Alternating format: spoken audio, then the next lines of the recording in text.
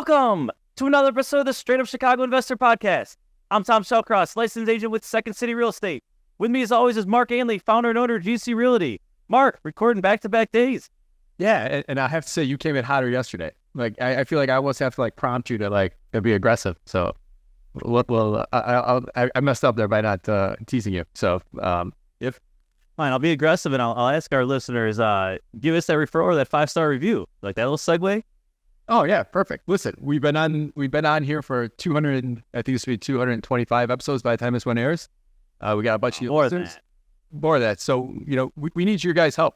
This doesn't cost anything. We want to spread the word. We feel we have a lot of value here. I think you guys all agree. Help us share this podcast with, you're running with a cast of real estate investor friends, or if you're a broker in your office, or, share it on your Facebook. Just help us get the word out there too, so we could have more exposure. We appreciate it. And also the reviews on iTunes. We'll put a link to it at the end, as we always do. But Pop, we haven't had a bunch of reviews in a while, so we could use some boost there. We appreciate it. So I guess before you get the housing provider tip, one thing I'm fresh off today, because I turned over a beautiful unit, nice and easy, very minimal to do. But I noticed they pretty much never changed the air filter in the HVAC. Right? It was just disgusting. And I even left extra ones for them there. So I don't know if they just didn't know how to, they were scared to ask. So I guess moving forward, I almost check in with people every 90 days, say, hey, reminder, if you want me to do it, I'll swing by next time at the building. But make sure that is being done, whether the tenant's doing it or you're doing it, and you're using it as an excuse to get in the building as well, or into the unit, I should say. Do you provide them? Do you leave them? I always try to make sure that we're leaving 6 of them. That way we know if they're not. I do, because then if they've been doing it. It also makes it easier for them, right? Just make it as foolproof as possible. It's right there, and boom, done. We're going to have Bob Hansen on here in a few weeks from Second Nature. And their company, what they do is they have a whole bunch of services now, but they do water filters, they do air filters, and they send them right to them. And, I think we all put out at least at the requirement, but now their whole thing is hey, listen, if they're not doing it, you should charge them back for the breakdown or the additional cost time it takes to clean the unit the next year or whatnot. So there's some ways that we'll talk about in the future about embedding that. Yeah, there's probably ways to monetize it. I guess step one, though, to make sure it's being done, right? Yeah. Baby steps. Make sure someone's doing it so it's not being neglected. Yep. The funny thing is I actually subscribe to that service because I always forget to do it in my own house. I make sure I have the conversation with our tenants all the time, or with our team to have this conversation with our tenants, but I actually end up getting the service just so it's a trigger for me to remember to change it out every single month.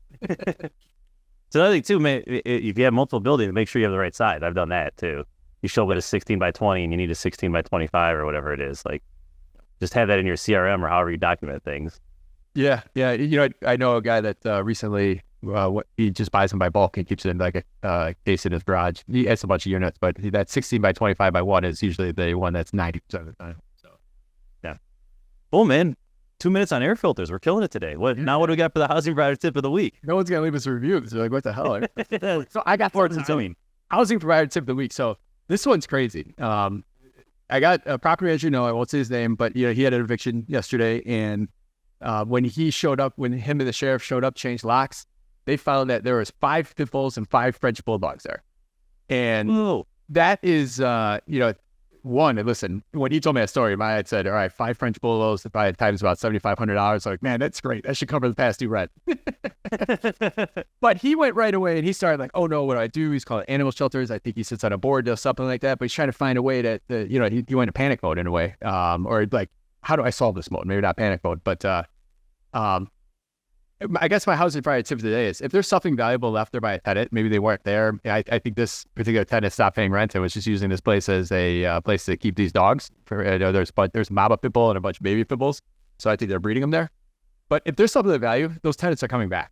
And sure enough, later on that night, he went back there to feed them, and they broke it and took everything. So my housing provider tip there is if there's something of value, you don't have to go in sometimes they leave a car, sometimes they leave, this pets, or sometimes they leave really expensive, maybe, it used to be stereo equipment, that's an old thing, but a really big TV that actually works, they'll come back. So sometimes you just have to make it easy for them to come back. I'm not saying leave the door open, but make sure you get communication with them, tell them you'll be there tonight between 10 and 12, whatever it might be, to help them get that stuff out, because if not, they're going to more likely break in and take that stuff if there's enough value there. Yeah, good tip. So, all right. today's guest, he was referred to us by someone else, but I started researching him. He's got a really interesting background. So he's originally from Detroit, moved here to Chicago, so we got a transplant, but he's called Chicago his home now. He's a realtor. He's an investor. He's got a TV show coming up here as well too pretty soon. So it's pretty exciting. We'll hear about that. But without further ado, I want to introduce Michael Thornton, and I didn't mess it up. They're having me. We were joking about he's got such a simple name that the pressure's on, so we messed it up. So, but it is hard to pronounce though. Yeah, I didn't know if it had a French twist on it or something like that. But Michael, coming out here to the show first time, you got a TV show coming up here soon. Like, what has been on being on TV or going that route? Has that been something that you want to do, or this kind of fall into your lap? Yeah, so I would say it initially fell into my lap. So we were leaving for spring break on a Saturday, and I got this email on a Friday about this show called The American Dream. And American Dream is in several cities, but they haven't come to Chicago yet. So they're trying to launch the Chicago market, and they say, hey, we're looking for, realtors that are top producers that would find this exciting to basically showcase the city. Why would you want to live in the community you live in? And they feel that realtors are the best people to showcase that because they're working with buyers and sellers every day, trying to sell and understand why people want to live there. And so it was so funny because I had to jump on a conference call. I was missing the live meeting. I felt like because I wasn't going to be there in person, I had no chance. But I just know the power of media. So I was all in and super excited and got the opportunity ultimately to do that. We taped the first one a few weeks ago. It's going to air this month, which will be really exciting. So basically it'll be a 30-minute segment. I'll have 5 minutes of that 30 minutes. And for the first one, we're going to highlight a couple cool businesses in Wheaton. And we have the opportunity to go over all over Chicagoland and talk about, what makes this such a great city. That's awesome. That's awesome. We'll dive more into that. But, before going further, give us kind of how you got into real estate. Give us that 45-second message. How'd you end up from Detroit here? Like, talk to us how we ended up here today. Yeah. So, I kind of always said I'd never do what Dad does. And he's had a commercial real estate business in Detroit for, going on 45 years. And so I got to see the good, bad, and ugly growing up, but I was always interested in it. Never thought I would do it full time. But even when I was in college at Michigan State studying supply chain, I got my real estate license. And so I was going to help Dad out in the summer, learn the ropes a little bit. If nothing else, it would help develop sales skills, kind of learn the entrepreneurial side of a business. But ultimately graduated and, going to school at Michigan State, a lot of Chicago companies are recruiting there. Got a job with Kraft Foods, and that's what brought me to Chicago. They had an office in, Northfield at the time, then moved downtown, a few years after that. But that brought me here. And then 5 or 6 years into that, I was looking around and I said, this is great. People can make good money, have a good career here, but it just wasn't for me. I had this entrepreneurial itch and I was looking around like, I don't care if we sell any more mac and cheese. I really am not that passionate about it. And I need to do something a little bit different. So I got my real estate license, and just from talking with friends and family, I would do a deal here, do a deal there. I met a local investor who does about 10 or 15 flips a year and partnered out a flip with them to kind of learn that side of the business, which was great. But I learned throughout that process that, flipping a home is more of a job. I mean, you have to be there on site, you have to meet contractors, you have to make sure materials get there. And throughout that process, I kind of realized that I wanted to work on the brokerage side ultimately, but I had that itch for investing as well. And knew that would be part of my journey. It just wasn't what was going to bring me full-time into real estate. I thought the brokerage side, I could get off to a faster start, supplement with investing. And so really I started building a plan about 5 or 6 years into my craft role. It took a few more years to ultimately transition as I was trying to build up funds. I had a good mentor that said, hey, you gotta have at least 6 months of reserves. I had my third kid was just born, and we had built, wasn't an extravagant lifestyle, but we had built it off a good salary. And I told my wife one day, I said, hey, I'm going to quit my job. And she said, hell no, you're not. I said, well, I have a plan. I thought through it. And she said, okay, we'll lay that out. We'll talk about it. And basically said, hey, we're going to make 25% of what I made last year in the first year. If it goes well, if it goes really well, next year we'll maybe make 50. And by year 3, I'm hoping to be whole. And that was the plan. And we jumped off the cliff, and I was down to my last penny about 9 months into the leap, even though I got off to a fairly fast start. But I was investing back into the business. And I remember sitting there in like January of 2018, 6 months after I transitioned, and I was down to my last few dollars basically. And the next day I got a couple calls and the ball started rolling downhill. And I had as many closings that March as I had 9 months leading up to that point. And ever since then, the ball's been rolling downhill, and it's been a blessing ever since. All right, you got a lot for us to unpack there. Kept going there. All right, so there's a lot of people listening here that are probably listening on their way home from their W2 job, and they think they might have the entrepreneur bug. Like, break down what that feels like. I know that sounds deep, but like, right, what was the dissatisfaction you had inside you while you're sitting there at Kraft making decisions on mac and cheese versus like, I gotta get the hell out of here? Like, what would that feel like? Would that, like, how'd you know that was an entrepreneur bug? Was it how you're raised? Break that down a little for people so they maybe you could help them think about what they're actually feeling. Yeah, it's a great question. I think my ultimate feeling was I crave autonomy to build something. I wanted to build something. I want to leave a legacy for my kids. I have 5 kids. And that ability to wake up in the morning and to plan, to execute, to go back, refine, and then continue forward, to have the autonomy to do that, that was something I craved. And I didn't really get in that corporate world. And I'm even talking people that are on the executive team, like they have such a limited autonomy there. And it's fine. Some people have a great career, have fulfilling careers. I really enjoyed my time there, but I also looked around and said, hey, can I scratch that itch of like building something and just strategizing or refining and taking something in a direction that I feel passionate about? Can I do that here? And ultimately I looked around and said, I can't do that here. In real estate, it could have been something else. It could have been selling a widget, but it just happened to be real estate, probably because I grew up around it, probably because I saw my dad do it. And I've always been obsessed with adding opportunity or finding opportunity, and real estate's such a perfect asset to do that with. I've always, ever since I've been 17, 18 years old, watching Flip That House back in the day when that was first coming out, and like, man, we can add opportunity there, or this can be changed to that, or, you know, you can make something more beautiful. There's function, there's ways to earn money. There's a place to just do all that stuff. So anyway, I fell into real estate. I think the feeling was, I want to build something. I feel limited in my ability to build something here.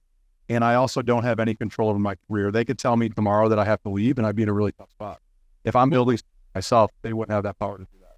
What was the time frame before like having that like that moment of like, this is not for me, to you actually walked out and never went back to a corporate job? Like how long, many years? Yeah, so I started with Craft in 2008. I got licensed in real estate in 2013. And I think by 2015, I'd made the decision to leave Craft. And I had to stay there for 2 full years to feel like I built up enough money to transition. So I had to stay, which was a tough 2 years. I basically stayed an additional 2 years knowing I was going to leave. Yeah, so you're working 2 jobs, 2 incomes. You're already starting to build that. Yeah, and it was pretty passive, to be honest with you. Like I wasn't really doing a ton on the real estate side. I would do 3 or 4 deals a year, but it was fairly passive. Friends just knew I had a license. They knew I was into it. And so I wasn't prospecting yet. I wasn't really building a business until I made the leap in July of 17. And that was when I really started hitting the ground running and tried to, create a business. Yep. So you've mentioned this several times now, building a business, investing back into the business. Talk to us about that, having, the bank accounts looking bleak. What, one, just the mindset to put the money on the table. And then 2, like, what were you actually doing? Like, how are you spending the money and banking on that return? Yeah, it's a good question. So the way my business functions now, it's a lot different than when you're first starting out. So when you're first starting out, you have a limited network. You don't have repeat referral. Luckily, those were back in the days where you could actually pay for Zillow leads and actually have, you'd pay $100 a lead. Now it's like $1,000 a lead. It's insane. But I was paying for Zillow leads. I was prospecting. So I was, leading a small group at church. I was still doing social media. I was involved with the board on a coffee shop. Like I was trying to be around as many people as possible. And the one thing that I was doing back then that I still do now is if you are around enough people and you treat people well and you can answer the question, how's the market, without being an idiot, like you'll get business. Like it's the people that like last, because they'll know you're in real estate. Like they'll know enough if you're on social media, you're doing some things and you're getting the word out there a little bit. Like you'll be asked the question. And if you can answer that in a way that shows that you're a professional, that shows that you know more than what they can find out on Zillow, you will build a decent business. So for me in the beginning, it was paying for some leads, which is very limited for me now. And it was prospecting. It was everything. I was actually doing a little bit of video back then, a little bit of social media. And I was trying to hit it from a million different angles because I didn't know what worked yet. Home value leads. I literally, if you looked at my first 10 deals, I might have had 10 different lead sources. And then from there, slowly and steadily, it's become very much more prospecting, a lot more working with investors that those people come back around, a lot more repeat referral, a lot more social media type stuff, newsletter, things like that, where, and now farming, like now we do a lot more business in Wheaton where I'm located, and that radius has gotten tighter and tighter over the years. You have, recently, our last episode, I'm not sure what order we are, we're talking about outbound marketing. We were talking about kind of people being proactive. For the people that are coming into the business now, what's like a low hanging fruit, like tactic that you would recommend, or maybe you would do if you had to start over right now? To get your name out there and actually start building a business or moving towards building a business. What do you think are those crucial first steps? You have to call people. I think the people that are comfortable. So I like going against the grain. I think social media is so important. Video is so important, but in a way it's what people are most comfortable with right now. People are not comfortable getting on the phone. They aren't. And there was a wave there for a while, I'd say 3-4 years ago, where cold calling was a thing. We had a lot more inventory to do that. I think that's going to come back around. And if I was brand new and I didn't know anybody, I'd be doing open houses for any agent that would let me do it. And I'd be doing open houses during the week. I'd be a little unconventional. So I'd say, hey, Mark, you got a great listing. You probably want to do your own open house on Sunday. What if I did it on Thursday because you're located near a metro stop and I know people are going to be walking home from there, and I'll do it Thursday from 4 to 6. So I'd be doing that. I'd be doing like 5 open houses a week, which I hate open houses. I don't do them anymore. But if I was building over again, I would do that. And I'd be calling people because they don't know, like if you're calling for sale by owner, like there's very few of them, but the ones that they're out there, I guarantee you they're getting less calls today than they got 2 years ago. People are now kind of hiding behind the social media, which is great. It's a tool, but it's only there to then have a conversation down the road. It's not the end game. And I think people have lost sight of that because it's kind of easy in a way to kind of stay behind the screen and not have a follow-up conversation. But I think a lot of people stay behind the screen and call that outbound marketing. Like I posted this and I put up a motivational meme on there and it's a cat, he's happy, and they call that marketing and they call that being aggressive. And I think that's a horrible way to kind of frame it for people. And I love I consider myself pretty scrappy, and that's how I got where I'm at. And I think that right there is super scrappy, and that's what it took you to do to get to where you're at today. So it's impressive, and it's awesome. Yeah, if part of your marketing doesn't make you uncomfortable, you're probably not doing it right. Yes. Right? Like this is totally. You should feel some uncomfort. Yeah. Or you've made it. Or you've made it to the point where it's just pure referrals and you're coasting. Right? That too. Yeah, it's Tom, to your point. Like the other temptation is to call the people that already know you, like you, and trust you. You have to do that too. You have to be systematic about the people that are already in your network. But the hardest call to make is somebody that's not in your network yet. And so that is where the magic is. And like, quite frankly, that's what I'm trying to get back to the basics with. And that's like a key pillar that when I think about a way for us to grow every single year, even though inventory is down 34%, like what I'm going to be adding personally in the back half of the year is back cold calling again. Like I've been cold called in a few years. I'm good about getting on the phone with people that I already have a relationship with, but I need to go to the next level, and to keep growing, we have to do that. So it's calling the people that are truly prospects, people that want to transact in real estate, and expireds and FSBOs, even though they're very few and far between, they're still out there, and there's deals to be had there. Yep. So let's talk a little bit about, you mentioned niching down, whether it be geolocation, who you work with. Talk about that process, because when you start, in regards to your investor, an agent, a mortgage broker, it's you take whatever you can get, right? You scrap. And at some point, the desired end state is to get to a point where, hey, I only do the X, Y, Z. I'm very focused. This is what I do. Talk about that journey and that process, though, and that momentum and flipping the switch. 'Cause I think that's very hard. We have a lot of listeners who are probably there, right? They're in the game. They're doing well, but they're not at that like elite level yet, and they're figuring out, what is my next thing? I can't not take this lead. Yeah, I would say, I would almost say that, like, let your numbers tell you what that is in a way. Like I like look back at like what we're most effective at. So 2 things. I want to know where the business is coming from. and what's actually fruitful, what we're actually good at. And on the second hand, which is a little bit like talking out of both sides of my mouth, is even though I don't like cold calling, I need to get back to it. There's also certain things that you're very passionate about, and that if you just hone that skill a little bit more, you could also get yourself to the next level. So the one thing I'm really passionate about is just being involved in different things, and then answering that question, well, how's the market? Like adding value to people, being a connector. And so I'll coach, I'll be involved in this, all that kind of stuff. So I'm passionate with that, but that can only be skilled so far. So I would take a couple different approaches. What am I already really good at? How do I get better at it, more effective at it? How do I leverage it better? How do I double down there? And then what's a skill that either works, or I know because it's been proven by other people that it works, but I'm not super skilled at it? And can I add that in and layer that in on top of stuff I'm already really good at, passionate about, or really take myself to the next level? But I think you got to look back to see where you're actually getting business from. Like I look back and realize that like the best time for me wasn't spent on open houses. I have a team member, Allison, and she just absolutely slays open houses. And even Penn on my team, like he loves them, he kills them. Like I hate it. Like I'd rather be home like with my kids. But I love being at like the church meeting or this or that, or like the coffee board in those meetings throughout the week, because I'm just good in those settings, and I'd rather, and I can get business from it. Yeah. So talk to me a little bit about open houses. It's been brought up a few times for that agent looking to get started. You mentioned hosting for someone else. What else? What, technical information right here that you can pass on to that 25-year-old who's, just bright-eyed and ready to go. Yeah. So if you're brand new, the first thing you want to do is either you want to surround yourself with people that are doing it at a very high level. So that's either joining a team or having a strategic partnership with a team, like I mentioned, where you're bringing them value. They might have everything covered in the weekend, but you can go to them and say, hey, look, your seller might love the fact that you do, for instance, a weekday open house. Hey, can I go out there and put the signs up at 8 a.m. rather than 12:30 right before the open house? Like there's certain things you can do just to be smarter about it, and just be better at that activity. Or, hey, can I actually have an item of value left behind that I wow everybody when they come into that open house?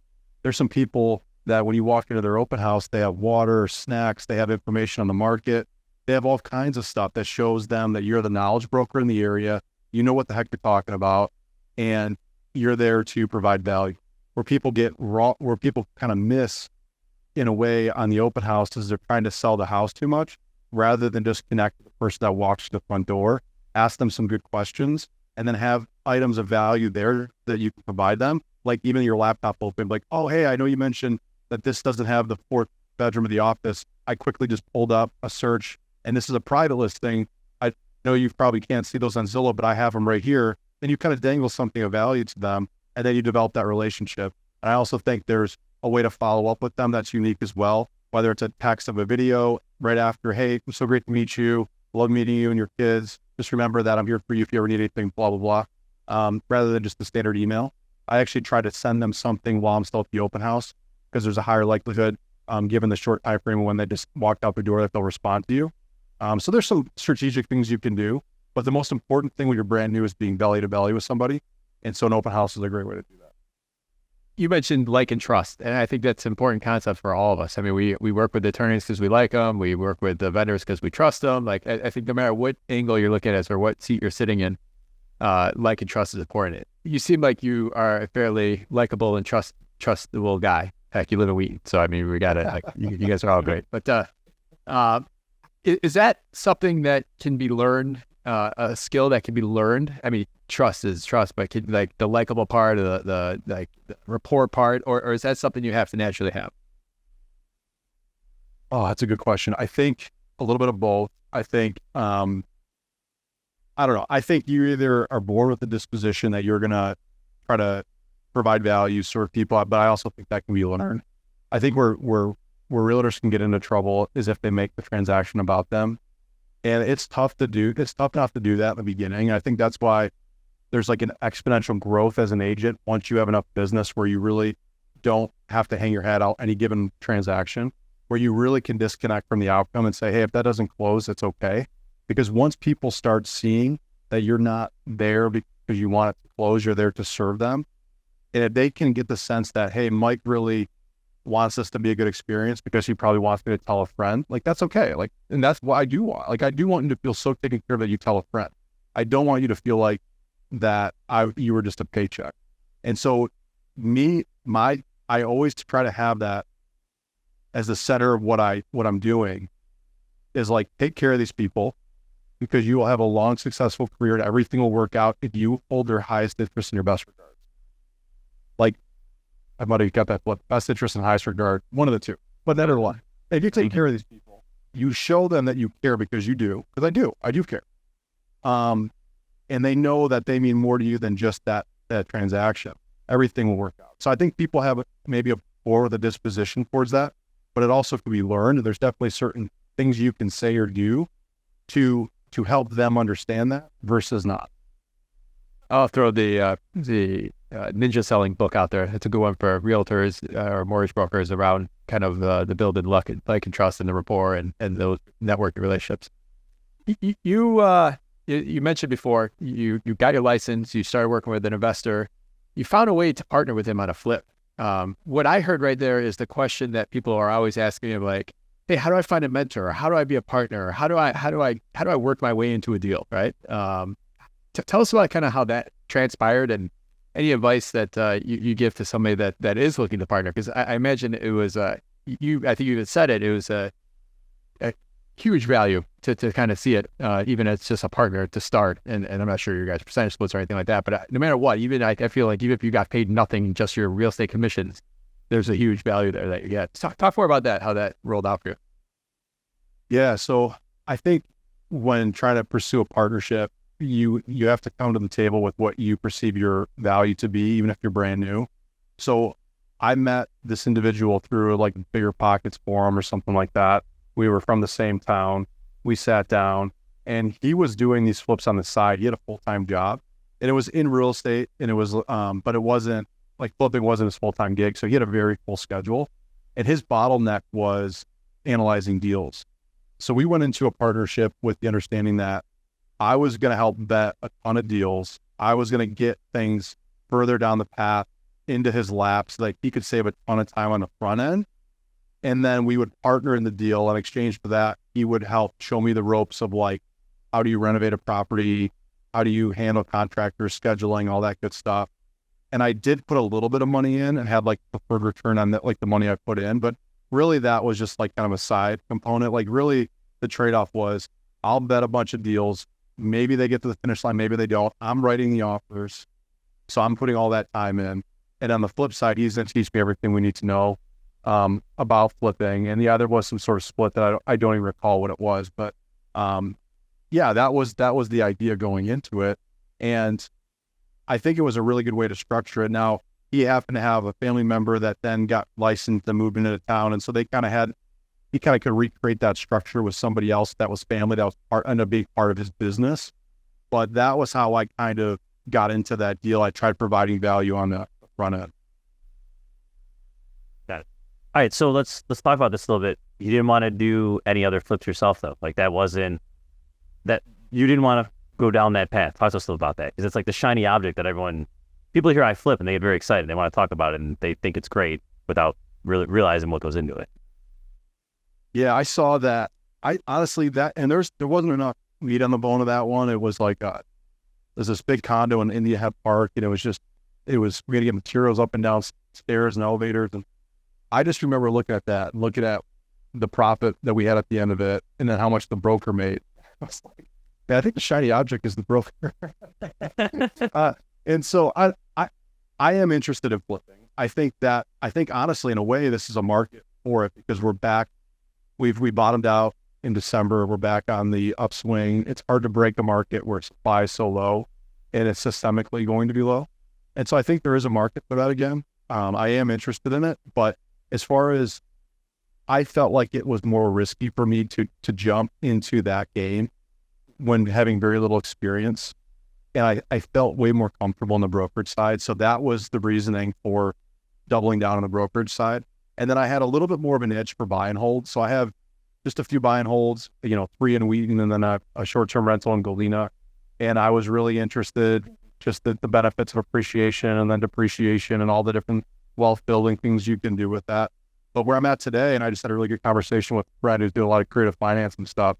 I kind of have this itch of now adding back the portfolio where I've been dormant for the last year, really just trying to build the brokerage side and get to the next level, and where I can really only focus on one thing at a time, just how my brain works.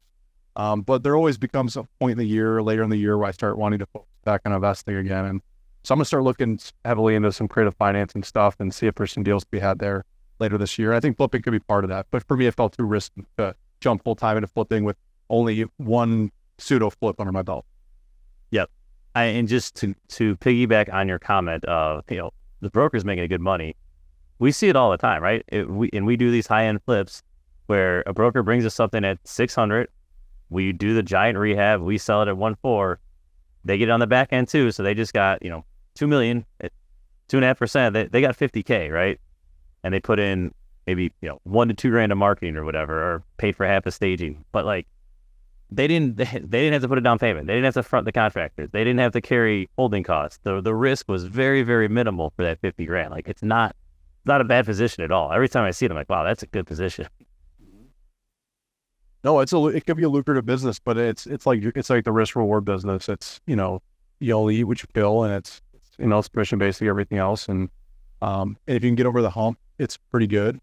And if you can get over that, 87% of us drop out of the first 5 years, you get past that point, get the ball rolling downhill.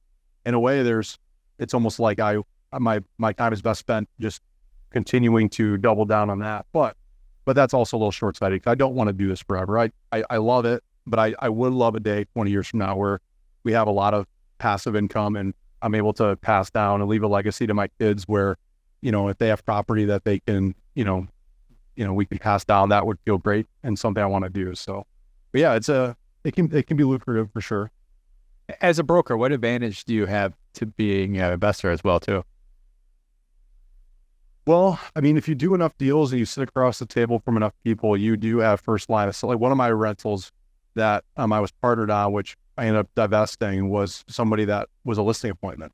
So you will go into a home. We had one earlier today. That was probably something we could buy and turn into a rental where you will have first eyes on something and you can offer that seller to purchase it. Like the guy that we bought the house from a couple of years ago, he said, I want to get rid of this yesterday. I said, okay, we should list it for 275. He's like, okay, well, I want to make sure this is sold in the first weekend. I said, well, I know I said, I could buy it from you for 265. He goes, done. Okay. That was it. So you have a couple of advantages. You can see inventory early. You're in the game. If you're known to be somebody that can get the deals to the finish line, other realtors that have deals can come to you. And then you just know the market. You feel so comfortable with the market. Like I feel very little risk buying something in my marketplace. And I know I have an unfair advantage there. I know I do. And I have people I know. Like there's contractors and people that we work with day in and day out where I feel way less comfortable going to a different market, even though eventually I do want to diversify there. But I know a deal when I see one in my own market. That's an advantage. Yeah, great answer. Go ahead, Mark. No, I was going to say, so what's your, Tom made the comment about the commission front end, back end, they might make 50 grand. And a lot of people get mad about that, right? There's a lot of, the world of brokerage, brokers get viewed as you get paid too much, right? But you clearly outline, how much effort there is on the front end that you're not getting paid for. All that time you put up front, they always say 50% of what a broker does he doesn't get paid for. 50% of his time. So a lot of that gets lost. And, I got a lot of automation now with Redfin and, MLS is no longer a book for 20 years, now 25 years now. Like, where do you see the future of brokers going? I think we have a huge wave of older realtors that might be on their way out with lack of inventory here in the next couple of years, or with kind of a stagnant market. Where do you see the industry going as a whole? Yeah. So yes, a couple of things going back to your earlier point. You do, like as a realtor, you do a lot of work for free. So if you get one to the finish line, you get paid very well per hour for that deal. But there's also lots of deals that you don't get anything on. You spend lots of time on. I think there's a reason why the fallout rate is so high, because it is a tough business. But if you can build it up, you get paid well to do it. So you have to do a good job. Now, where do I see it going? We're already seeing it where the agent counts going down, and I think that's really healthy. You have I think it's 78% of it's basically 80-20. 78% of the business is being done by 22% of the realtors. And so I do think that there is room for some people that maybe do 1 or 2 a year that, are maybe having struggles getting people across the finish line. Maybe they're going to drop out. I think that's okay. I think even if we had the 78% that we're doing, 22% we're doing almost all the business, I think we'd be okay. Obviously, it'll never get to that point, but I think we got pretty inflated over the last 5 or 6 years when things were selling like hotcakes. And then I think once you go into a different cycle and you go into a little bit of a downturn, whether it's home prices or just home inventory, either way, volume is down for realtors. I think you'll see people fall out. And I think you're going to see I think you're going to see a lot of contraction, meaning like a lot of the business is going to continue to be done by the top players, and the people that are kind of in the bottom are just going to phase out. People that are really visible and own a farm are all over the place are going to continue to get bigger and bigger. And I think there's not going to be a whole lot of parity. I think that's one thing I'm seeing is the bigger are getting bigger and the guys at the bottom are falling out. Do you see the next 25, 30 years, realtors going way off and becoming all digital? I don't. I still think people want an unfair advantage with something so important. And it's hard to have an unfair advantage without having boots on the ground, somebody very experienced, somebody that knows the in and outs, knows other people in the game. And it's hard to have a computer do that, because if the computer's doing it, theoretically the computer's doing it for everybody, and then you don't have an advantage anymore. So I think it still goes to, this is so important for people. It's either a roof over their head or, it's their investment vehicle, where they're still going to want somebody that gives them an advantage. I think that's where the realtor still comes in. I agree. I think you've hit on it a lot today. You and your business and your team, you guys provide a lot of value. That's what you guys set out to do. You guys don't set out to sell houses. You guys set out to add value to people buying or selling houses, and that's where you're able to justify that expense or that commission. And I think as long as the realtor world keeps going towards that direction, and the people that are not adding value get weeded out and fall off the circuit altogether, I think that will help keep the industry going and not get replaced by digital forms of brokerage. So, yep, agreed. Yeah, it's not a binary question. Like, it's not yes or no. It's going to change, right? It's going to be different than what it is today. So, let's talk about Wheaton, right? So this is where you focus. Let's say I'm an investor. I'm here in Chicago. I'm having trouble finding inventory. I like Wheaton. I have family there, whatever. I know it's a great community. As an investor, what can I expect? Are there small multifamilies? Do single families? Are there potential single families that cash flow? Is there an Airbnb play? Just give us the high level 101 scoop. We'll go from there. Yeah. So Wheaton, there's not really an Airbnb play in Wheaton. It is detached single family homes. The sweet spot in Wheaton is a 3-bed, 1.5 bath, 1,200 square foot home. If you get into 4-bed, you're starting to get in price points that just get exponentially higher, where you can't get the rent back. A couple of years ago, you could get something for $265 and get $2,300 a month in rent. You have a really strong appreciation. You have very, very good tenants, very good tenants. Now, obviously, with price points where they are, you're probably paying $300 and getting $2,400 to $2,500 a month in rent. So it's moderate cash flow. It's not great cash flow, but the appreciation is a really, really good. And you have really solid tenants. You have a lot of buyers that have become renters only because they can find a house to buy, where you can almost always get somebody with high 700 credit score, dual income, super solid, and you're not spending a whole lot of time managing them. So that's kind of the profile of Wheaton. I really like it for the appreciation. And there's some surrounding towns. I'm actually seeing some really good pockets of opportunity with, like, Lombard, Villa Park, where people get priced out of Wheaton, Glen Ellen, and Elmhurst. They converge in those two towns. There's a lot of good opportunity there. And then there's honestly quite a bit of opportunity. I have an investor now that's very active, very, very active in Carroll Stream with townhomes. It's because nobody's focusing on them. The numbers are really, really good. You have, obviously with townhomes, not like condos, you have a very passive HOA, you have low HOA fees, you don't have as much from a capital expenditure standpoint, and you're still ripping some pretty good rent. So they've been able to buy some stuff pretty close to the 1%. We're, buying it for $230, getting $2,200 a month in rent. And so you're looking at a 5.5 cap, something like that. But again, the appreciation out here is what I look for, and the quality of tenant. I don't want a headache. I don't want people trashing stuff. And maybe down the road, I'll venture into some different markets. But that's when you can expect in Wheaton, solid tenant. You have the college nearby, you have the metro nearby. A lot of buyers that become renters, really good appreciation. So I like to Carroll Stream have a bunch of townhouse communities are called attached housing that don't have HOAs, which is nice too. That wipes out a lot of your, or that the HOA fee wipes out your cash flow, and that also, if you put the lawn and snow on the tenant, then you really don't lose that much value. Exactly.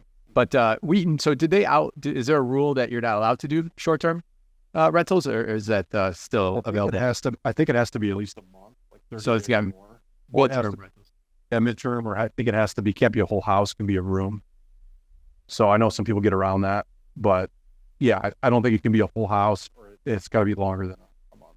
Wheaton also doesn't have a rental license program either, and it's in DuPage County, so you don't have to deal with any of the Cook County stuff. So it's a lot easier to manage as well too. We manage a few dozen units there, and most of our residents are either people that sold that can't, like, just want to stay in the area, for a few more years for whatever reason, or can't buy but they want to be in the area to kind of get their jump on schooling and so forth. Yeah, you have great tenants, that's for sure. Yeah, someone who plays in both workforce housing and luxury, like, there's something that 770 credit score, you're never going to have that silly cap rate, but like, man, there is something to be said for like having less, having a maintenance call every 60 days or whatever, right? And it's just simple, it's easy. The BS factor is low. Like, you go about your life, and at the end of the year, you're looking and be like, oh, that's pretty good. Yeah. And I think all of them have a place, like, eventually when you build a portfolio, like, they all have a place as you diversify and you get, maybe you balance out high cash flow with low cash flow, but high stability and appreciation. But when I first got in, it was just buying things that I knew were deals. And I was so confident in this market. And I had one in Villa Park that, the best of a partner at the time, we kind of divided and conquered. But yeah, those markets are great. And I think now I'd want to get into some multifamily stuff or get into a different market completely, just not to have everything and all my eggs in one basket here. But yeah, I think I'm bullish. I honestly am bullish on the Midwest in general. Like, people don't value being around water. Like, talk to some people who live in the Southwest about what it's like to live around the Great Lakes. I mean, like, this is like a really good spot for the long term as far as like being around the Great Lakes, being around water, having fresh water. We didn't go up as high in the last 5 years, 10 years, so we don't have as much fall. All the outlooks for the next 5 years are the best in the Midwest as far as home appreciation goes. And so I think it's slow and steady wins the race here. And so in general, I'm really bullish on what's to come here.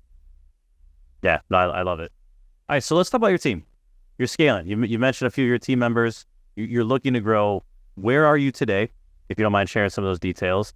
What are you guys working on? What's the 2023 goals, and where do you see it going in, call it, 3 years, 5 years, et cetera? Yeah, so right now it's myself and Allison Thornton and Penn French. They're both licensed. We're the realtors on the team, and then we have a couple part-time gals that kind of make up one position. Lindsay Willis is our stager. She's a certified stager, complete rock star, and then does marketing stuff for us. So she does all our events. She does all our marketing mailers, our content, social media.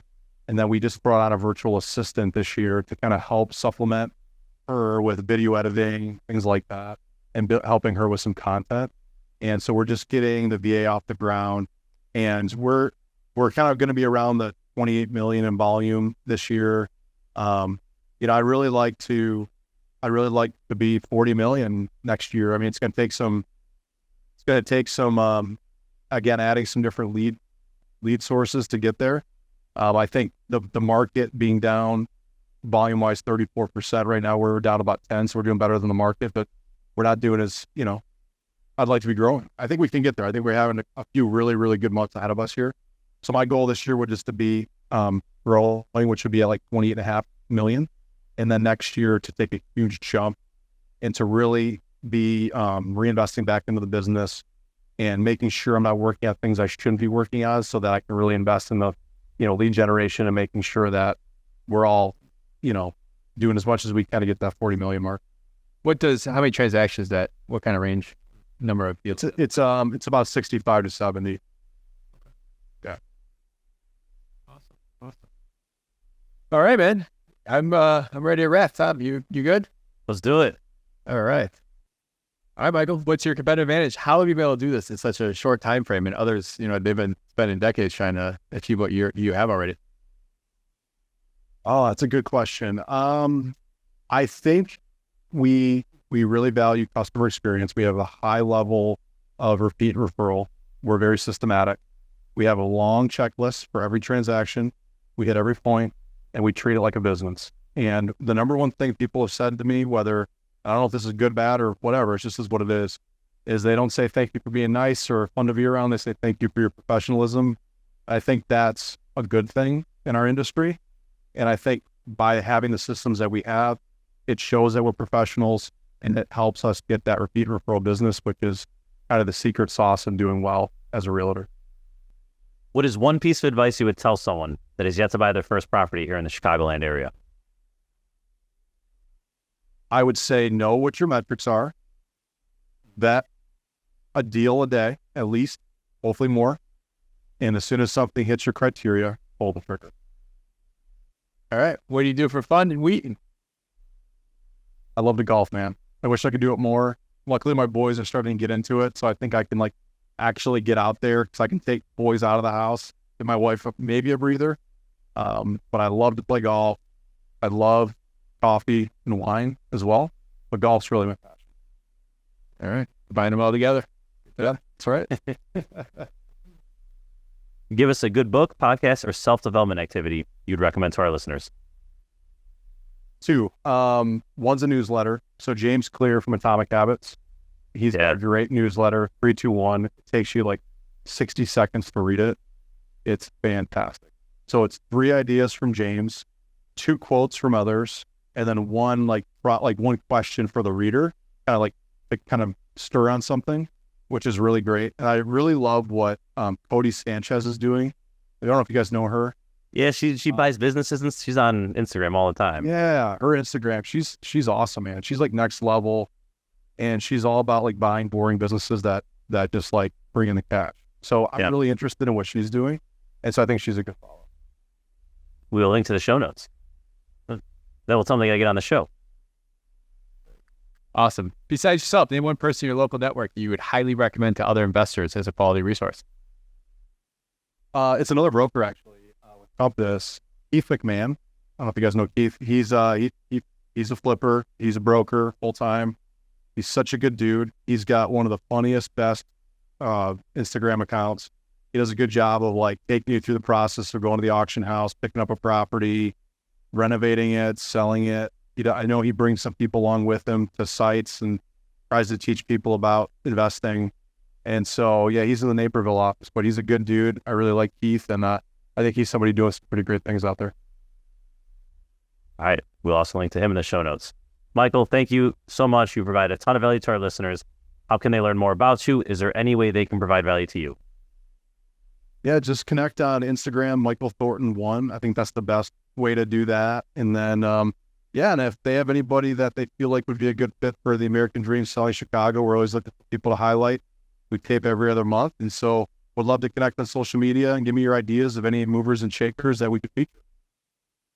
All right. Time for Chicago Fact. So today's Chicago Fact is we're playing for Dan D. I don't know Dan's last name, but it starts with a D, out of Batavia. I bought a t-shirt just a couple months ago. So today's Chicago Fact is brought to you by NEGC, Matt Nozzle. If you're looking to do some construction work, Matt can help you. Dan, if we get this question right, myself or Michael, then we'll send you a $50 Amazon gift card brought to you by NEGC. Well, I had this fact because I knew we were talking about Wheaton. I did not know that Michael was a golfer, so I think Dan's got this one in the bag here. So, Michael, before you answer, give Mark a shot. Let's see if he gets it, but then you can be the backstop. So, Mark, this Wheaton course, it's a prestigious private golf course on the south side of Wheaton. It's famous because it's the oldest 18-hole golf course in the nation. It's hosted U.S. Opens, U.S. Amateur Golf Championships. In 2005, it actually hosted the Walker Cup. I'll give you multiple choice unless you know it already. I'll give you some. I know exactly where it's at on the diagonal street right there, just south of. But I don't know the name off. So you have to. All right, so here we go. Your options are Chicago Golf Course, White Eagle, Arrowhead, or Black Sheep. Chicago Golf Course, isn't it? Chicago Golf Club. You got it. Nice work. All right. That was process of elimination. That's the only way I was able to. So I did know that for the record. Do you know, like, in my head, like everything just west of 294 is one thing. Like Black Sheep's just as far as Wheaton in my head, which is all Black Sheep's like an hour and 10. Yeah, for that's Sugar Grove, but that's a great Yeah. place to- yeah. In my head, it's all the same. And it's the first golf course outside of Scotland in the United States, I think, isn't it? I think it's the first, hole 18. I think Fully. the original site was actually where the Downers Grove golf, like public courses. And then when they made it, that was the original Chicago Golf Club 9-hole. And they moved it when they wanted to expand to 18, they moved it to the current site. Yeah. I think that's the oldest 18-hole. All right, Dan D. Thanks for buying a t-shirt on the Straight Up Chicago Investor merch store. So we'll send you out a $50 gift card brought to you by NEGC. So Michael, thank you for coming on today. Tom, thank you. As always, listeners, check out Build Your Team on straightupchicagoinvestor.com. Also check out the merch store so we can put your name in for the hat. You can be part of the Chicago Fact, and we'll announce your name on here and send you something when we get it right. So thank you, Michael. Thank you, Tom. Listeners, we will see you next week. Thanks all.